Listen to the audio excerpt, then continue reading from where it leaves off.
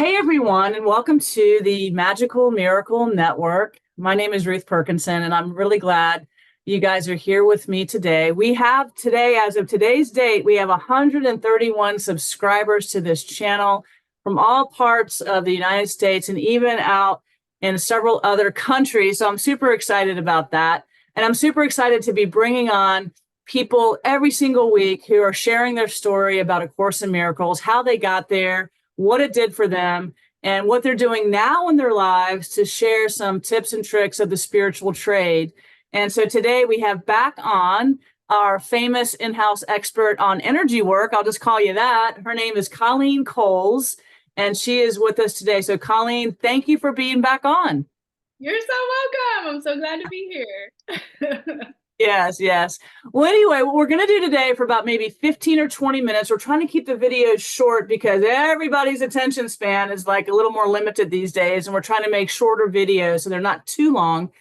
So we're listening to the collective energy is like, we've only got 15 minutes, and so we'll keep this kind of short today. But what I want to do is sort of focus in for a few minutes on your spiritual journey to A Course in Miracles and kind of how you arrived there, if that's okay with you. Totally. Yeah. So I started my spiritual awakening journey back in 2012, 2013. I was an elementary teacher and just wasn't finding it was really lighting me up like I was hoping. I had done all the right things, but it just didn't lead to something I was feeling fulfilled in, and that sucked. But where it did lead me was discovering more about well, okay, if I gave myself permission just to do what actually brought me joy, what would it look like and in the day to day? And through that, I found a woman named Gabrielle Bernstein, and she's a teacher of the Course in Miracles. She's a speaker and author. I ended up that was my, I guess, gateway into the Course of Miracles, and also just more of a spiritual and professional path. So I remember too, back when I lived in Charlottesville, Virginia, going to the Unity Church and meeting this guy who just had a very light spirit and very calm and grounded. And he said he taught A Course in Miracles. And at the time, I remember I didn't really know what that was. And he just said, it's just a great metaphysical course and it just helps you. I was like, yeah, I don't know.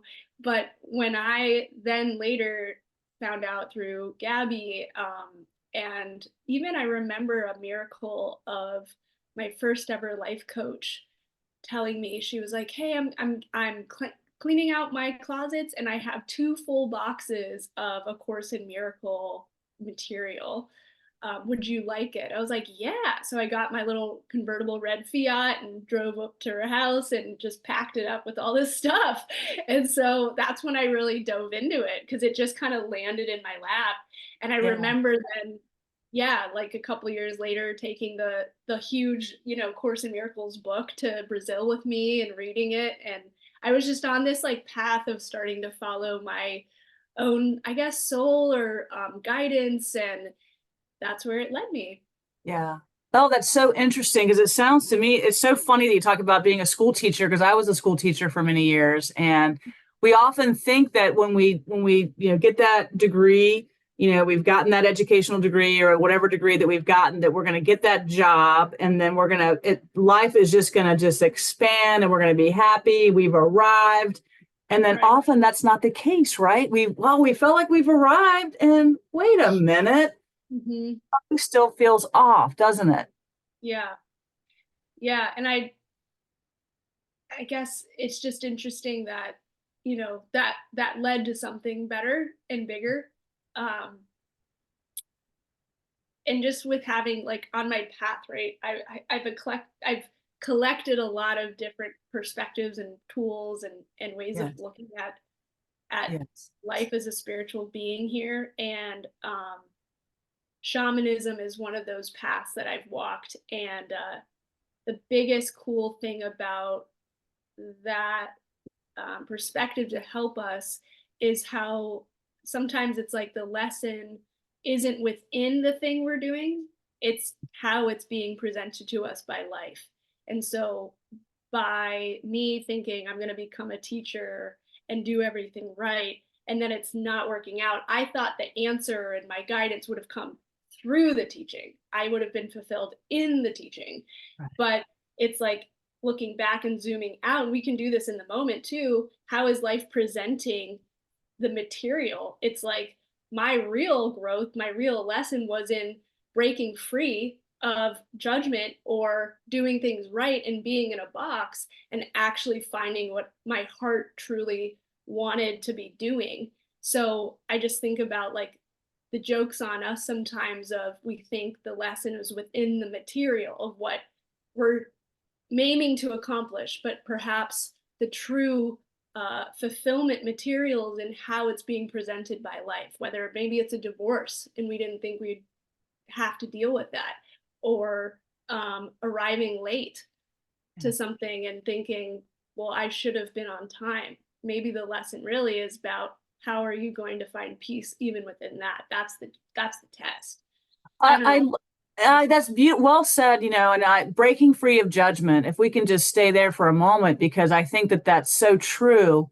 We're breaking free of our own inner judgment, right?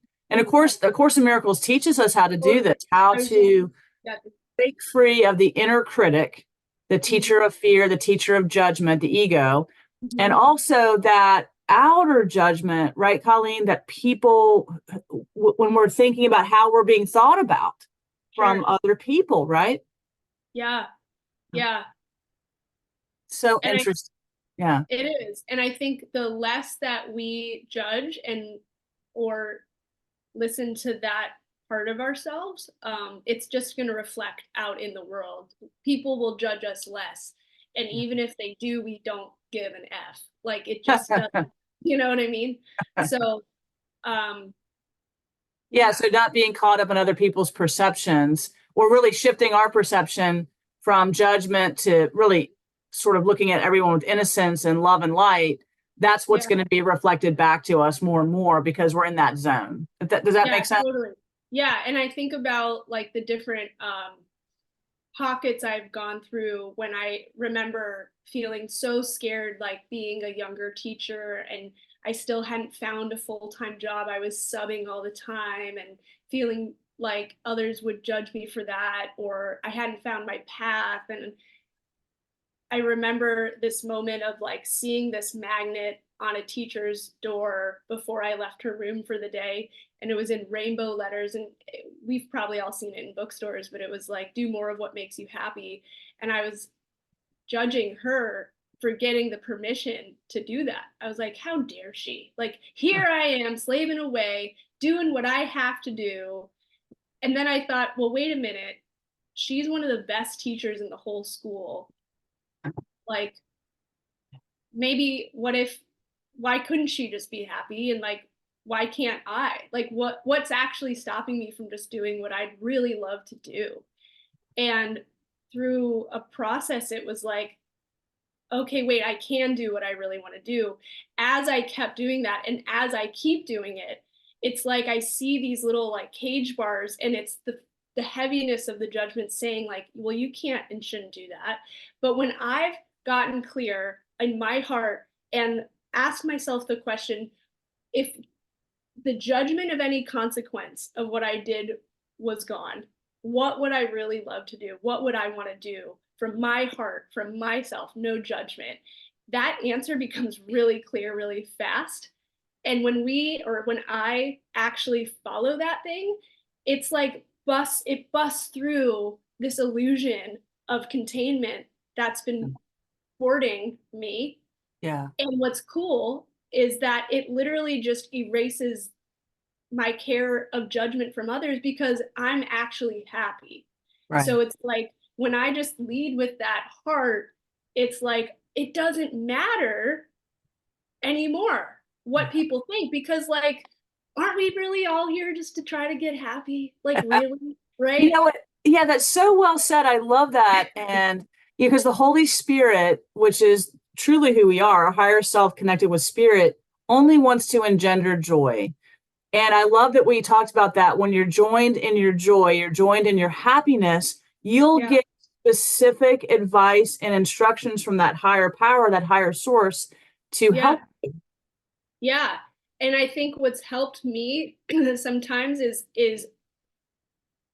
it's like twofold. I think either one can be helpful. Really surrendering to say, okay, spirit, I surrender. What would you have me do? Right. And then getting the guidance of like for go make the celery juice. Okay.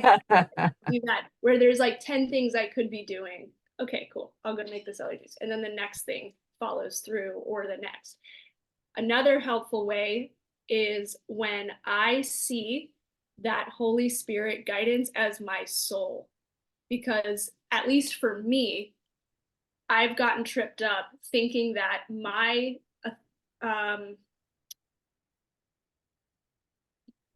way forward was only through something outside of me.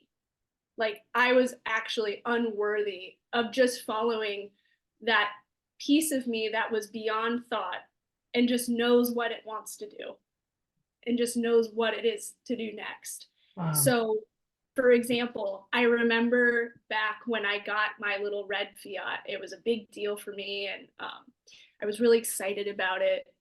And it was like one of my first manifestations of like conscious choice and creation. And I wanted to get a license plate that was like custom, and it had the flowers and the hummingbird and the bees on it. And so I got to choose what it would say.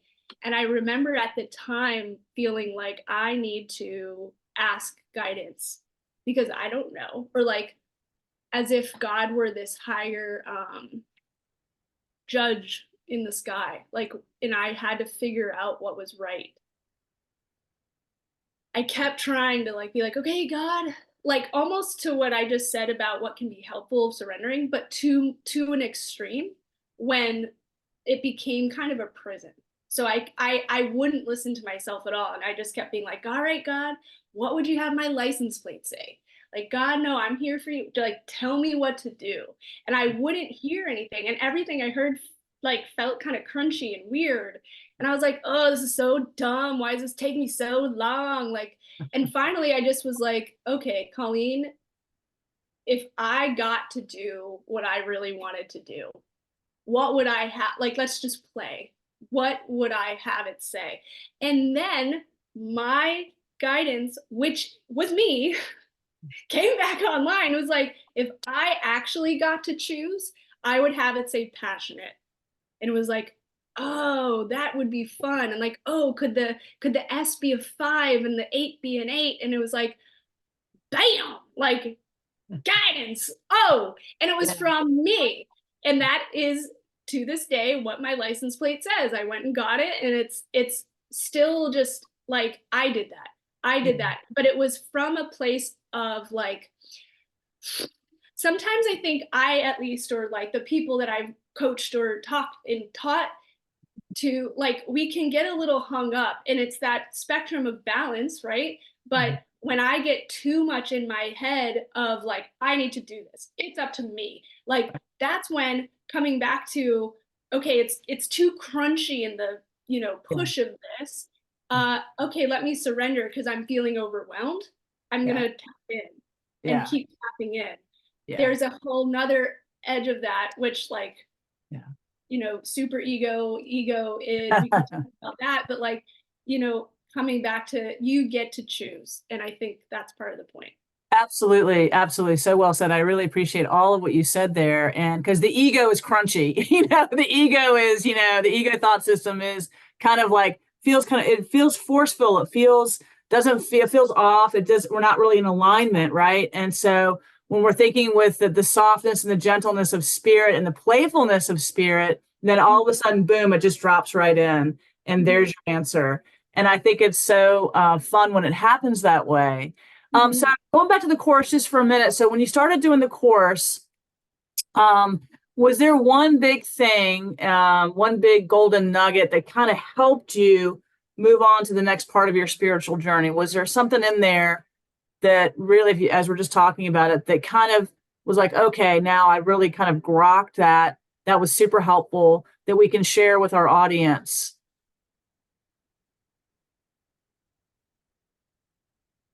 what comes to mind is like there's so much great content in the course, but similar to what I was sharing with shamanism, my bigger lesson was like how it was presented and remembering and knowing the story of how it came about, which was how it was two professors, you know, who were doing their work in the 70s. And then the woman started to channel and couldn't sleep and had to write it down. And then her co-professor, you know, encouraged her to do that. So she like surrendered into this weird thing and decided to do what felt right. And she channeled the entire course. Yeah. And also too that like it was not just nice but like comforting to remember like, oh, Jesus is still speaking, oh, he still gives the f, like, oh cool, like great, like he's not gonna just, I mean, be in this patriarchal box of something that was created, you know, through hundreds of years of different changing and manipulation of the Bible. You know, there's a lot of great truth in the Bible, and there's also some stuff that it's in a contained container that maybe doesn't have truth to it too. So to think how, you know, Jesus kept speaking or cared to speak and would change up maybe how he did it so that it could fit more of who we are as a collective now, Yeah. feels like, okay, God cares. Oh, Yeah. cool. Like that's what I remember struck me, honestly, of like then even allowing myself to keep exploring how Jesus still speaks, you know? And That's yes. I love what you said there. It's so helpful to share. Yeah, that it's the voice of the course is Jesus, and he tapped Helen Schuckman to be the channel for A Course in Miracles, because in linear time we were ready. We were absolutely ready to have this come through in this time for this beautiful celestial speed up that we're in. And he's teaching us, and that's really what he's doing with the course. He's teaching. And that's what you're doing. That's what we're doing on this network. We're really trying to teach everyone. It's about love. It's about forgiveness. It's about joy. It's about non-judgment. It's about helpfulness. And I really think you're doing that. I'm so excited that you're with me here today. Before we leave, though, I want to talk a little bit about, because we do get into collaboration with people while we're here on planet Earth doing a waking up, right? And you've sort of waved into a new collaboration with a healer, an energy healer. I think he's out in California, and I would like you just take maybe a minute or two to give us your elevator pitch on what you're doing now. And so that if people want to find you, find his work, we'll put it in the description box. That would be awesome. So I'll just let you talk about that a little bit. yeah, so cool. So one of the tool sets that I gained on my path is a tool set from energy mastery. And it's a modality of energy work where you're not shifting, you're not adding energy. It's not about complexities. It's really just a simplified method of clearing out and releasing the poopy stuff that isn't yours. And so when we do that, it's like we can come back online, we can hear spirit, we can hear ourselves, our guidance more for clarity of purpose, for peace, for our next step, but also too like huge health miracles, huge relationship miracles, huge financial miracles, because the body already knows how to heal and our path can align and knows what to do when we can shine as ourselves. So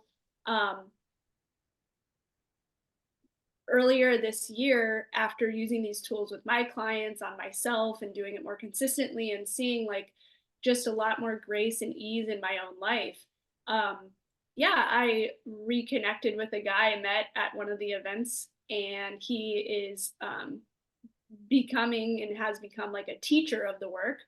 And so instead of just a practitioner, just teaching others how to use these tools for themselves and for others. And he just wanted to see about having help, like getting it out more to the masses and, you know, doing healings on people. And so I said yes to that. And so right now what I'm doing is I'm a CEO, Chief Enchantment Officer with him. And so what we'll do is, you know, he's a professional digital marketer. So he does a lot of like marketing for holistic companies, and he just used those same tools for himself to get the word out on his class. And so what we'll do is just have like a free group healing where everybody on the call gets a legit whole healing, like a whole cleanse.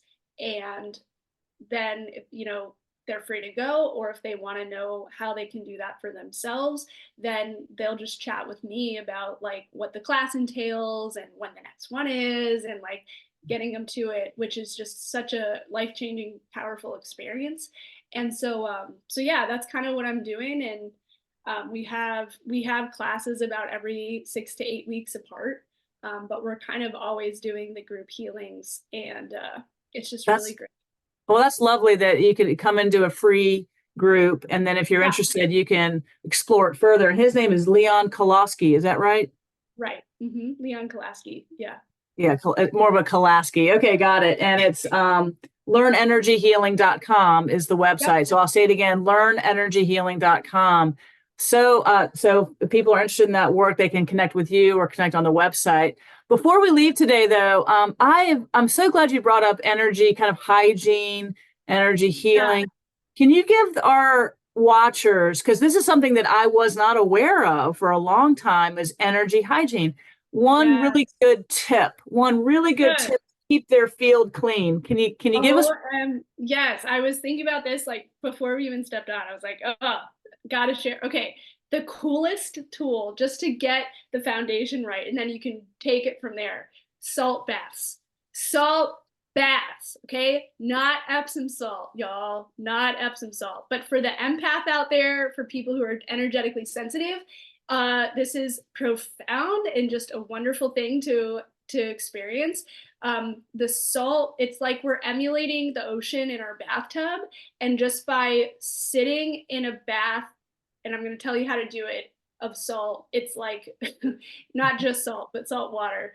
You're basically taking off that first like layer of gunk from the day, from being around people. So I'll do this when I travel, after like the airport, especially because it's literally physically coming into my space, like people just passing through. That's part of their poopy energy, possibly in my bubble. You know what I mean? Or like, so anyway, salt bath is just like a great start. So how you do it is you're gonna wash like normal, but then do a bath where it's 3 pounds of non-iodized regular salt. So it's like 3 of the Morton cylinders, in your bathtub, because each one's about 1 pound. So 3 of those cylinders in your warm bath. You're just gonna stay in it for 10 to 15 minutes, then get out. And if it feels right, you can like kind of rinse off afterwards, or just get out and just notice how you feel, because it's just really great practice. Well, that's really, that's a really great tip. Now, if we don't have 3 pounds of salt, we can reduce that to maybe 1 pound. If we don't have enough of that on hand, we can just a good salt bath, right? Yeah, right. But don't do less than 1 pound. Yeah, don't do less than 1 pound. Just go to the grocery store. You know what? I have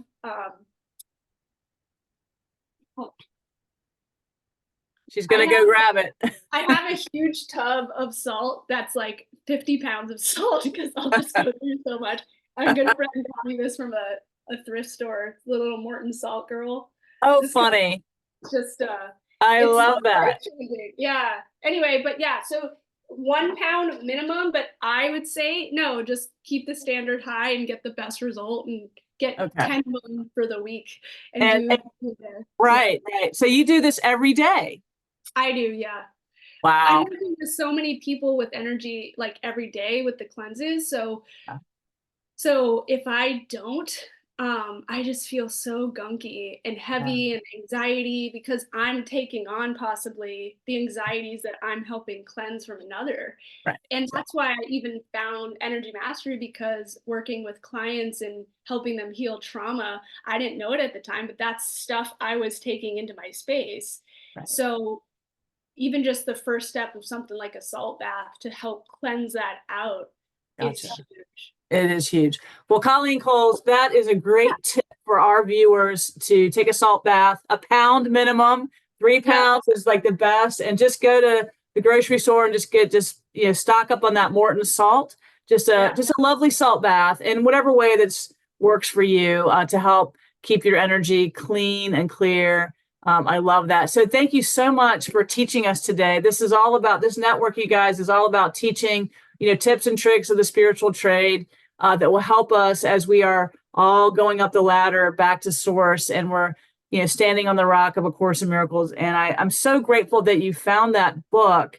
And I really feel like, that we are finding each other as we walk through this path. And I appreciate your coming on and sharing all that with us today.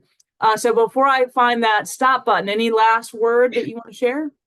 No, not really, but feel free to come to a healing, because the results of them on our finances, our relationship, our path of health too is just really great. So awesome. All right, we'll put all that in the description box. I love you, Colleen Coles. We'll see you next month.